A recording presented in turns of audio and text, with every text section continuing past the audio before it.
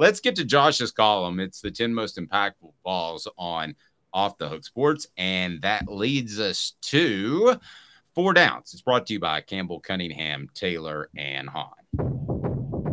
4 Downs. 4 questions. 4 answers. The Dave Hooker Show. 4 Downs. A presentation of offthehooksports.com. So it's a long list, so I'm going to go through them, and then I'm going to ask Josh and Caleb some questions about these cats, and I'll weigh in as well. So the 10 most impactful balls for the 2023 season: safety Jalen McCullough, running back Jalen Wright, wide receiver Ramel Keaton, cornerback Danico Slaughter, linebacker Keenan Pili, linebacker Aaron Beasley, defensive tackle Omari Thomas, offensive tackle John Campbell Jr., center Cooper Mays, quarterback Joe Milton is number 1. And I don't think anybody can argue with that. So we bring you 4 Downs, brought to you by Campbell, Cunningham, Taylor, and Hahn. Look at me. No contacts, no glasses. I can see near and far. They can handle your cataract or LASIK surgery, which I got, and it's local, and it's phenomenal. You'll love Campbell, Cunningham, Taylor, and Hahn there on Weisgarber in West Knoxville. So let's get to it. Cooper Mays is going to help us get through this. We always love visiting with Cooper. Not so much now because he's not in the best of mood from week to week because he's hurt. But Cooper, what should people do? Cooper Mays here. Hit like and subscribe. Get better, Coop. We're rooting for you. What down? Coop here. First down. All right, Josh, let me ask you this.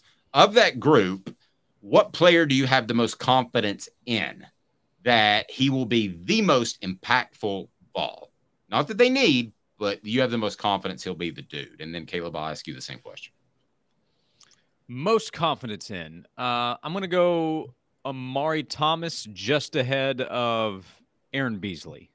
I have a lot of confidence in both of those players. I thought Omari Thomas was a good player for Tennessee a year ago, showed the progress that he was expected to make in his second season playing for Rodney Garner. And now I think he can be one of the top interior defensive linemen in the SEC. I think a year from now, Omari can be an NFL player. I'm really just having to choose one here. I could have said Beasley and had the same level of confidence. The way he performed over the course of last season showed his progress. The way he played in the Orange Bowl was MVP worthy, in my opinion, against Clemson. So Omari Thomas just ahead of Aaron Beasley. Caleb? Well, Josh stole mine, but I got another one, so it's okay. Which is I thought you thought Aaron Beasley was going to fall flat on his face this year. No, I said he stole mine with Omari Thomas. Oh, okay. I don't have that much faith in Aaron Beasley yet. I will say you guys have convinced me talking about him playing more at his natural role now, which he didn't play all last year, but different story for another day. I'm going linebacker still, though. I'm going Keenan Pili. I think Keenan Pili is a much more natural fit at middle linebacker than Beasley or Jeremy Banks was last year. Tennessee didn't really have a middle linebacker, so I think Keenan Pili is just – I mean, that was probably the best plug-and-play addition they got in the offseason through the transfer portal, bar none. I got a tie, receiver Ramel Keaton and Omari Thomas, because they've done it before. So yeah. I would have a tie between those two guys as impactful balls.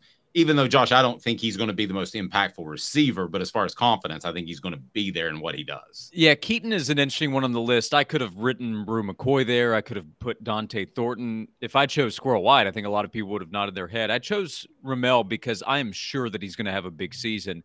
I think he's a player that we talk about as a breakout candidate sometimes this season when he already broke out last year. I think because of the excitement with the other players, which is understandable, it's easy to kind of forget Ramel's big catch against Florida and his big catch against Alabama. He caught that first pass on the two plays that they needed to complete to set up the field goal to beat Alabama.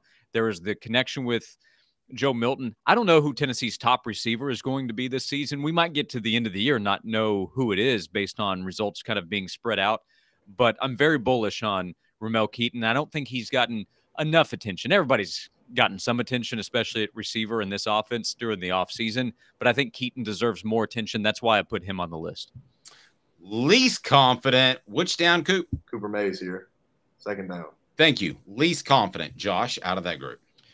The guy listed first, Jalen McCullough. He's played a lot. He came in as a very highly touted player.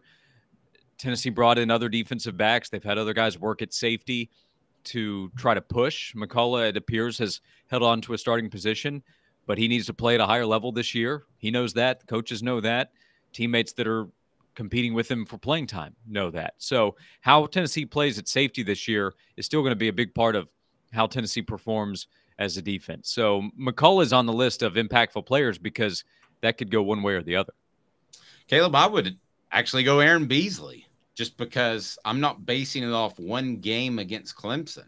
So I think he'll have a good year. I think Josh picked 10 great guys. There's really nobody here I have no confidence in, but that would be my least. Let's get to your least before we get to third and fourth down. I'm going to go to Nico Slaughter. I know there's a lot of hype behind what he can do, but I watched him play last year. So that's enough for me to say. If you want to read about the guy that Caleb has no confidence in, I wrote about it this morning. So check it out on the I do this crazy thing where I actually believe in film on the field. So yeah, this crazy thing where you just rip my stuff all the time. Right. Go ahead, Josh. You're about to say something. Yeah, way to slaughter the interest in that piece that Dave wrote. Captain Dad joke. Here we go. Tennessee center Cooper Mays here. Third down. Of that group, and I mean college NFL, biggest upside, Josh. Biggest upside? I'll go Joe. I will say. Yeah, I think there are a few guys that are eligible in that conversation. Like Jalen Wright could be an all-SEC running back this year. I love what he might be able to do in this offense. I also recognize it's a position where things will be split up and there's injury potential too. But I mean, Joe Milton's upside is Heisman. So I'll go Joe Milton. He's Richardson-like, Caleb, and Anthony Richardson. We can knock him all we want to in college, but he's locked down a starting job in the NFL. That's where the NFL is moving. So I would say biggest upside would be Milton. You? It's hard for me to argue that, but I'm going to be a little avant-garde on this one and just say John Campbell Jr. just because the coaches plugged him in at left tackle immediately. And I know I do feel like maybe they wanted him to win the job, so they helped him win the job. But it just seemed for him to so quickly pick up that job kind of stands out to me coming from Miami. So I think there's some raw talent there that maybe we're missing, and maybe we'll see it on the field this year. And only Josh can convert on this down. Cooper Mays here. Second down. Who didn't make the cut? Second down? Yeah, I think it's fourth down there, Coop. Center Cooper Mays here. Fourth down. Stupid machine. It wasn't my fault. Josh Davis basically, I tell him all the time, he's the ref in the Missouri-Colorado game in 1990. He does All SEC center Cooper Mays here. Fourth down. Say it again, Coop. Cooper Mays here. Hit like and subscribe. Who didn't make the cut? Who didn't make the cut? Omar Norman-Lott was one of them because I said, okay, well, I've got Amari. Am I going to put two interior defensive line? I listed him along with Bryson Eason as that group is something to be excited about. So Omar would be in that 11 to 15 range, and then pick your guy on the edge. I didn't put a guy on the edge because I wasn't really sure. Do I go Tyler Barron? Do I go Roman Harrison, who's listed as a starter? Do I take a shot at like Joshua Josephs? But then that's a positive. I don't think that's a negative. So if so, then that would be really good for the defense. I think it's more of a collective effort that needs to help Tennessee, where you're talking about 4 or 5 guys that can be somewhat equally disruptive. All right, so we did a little. Josh, if you could only see what your face froze, it looked like when you froze for a second. And if you could only see what your face looked like when you froze right there, it was beautiful. Oh, I don't doubt that part. we had a little boo-boo there, so I think that everybody got what Josh had to say.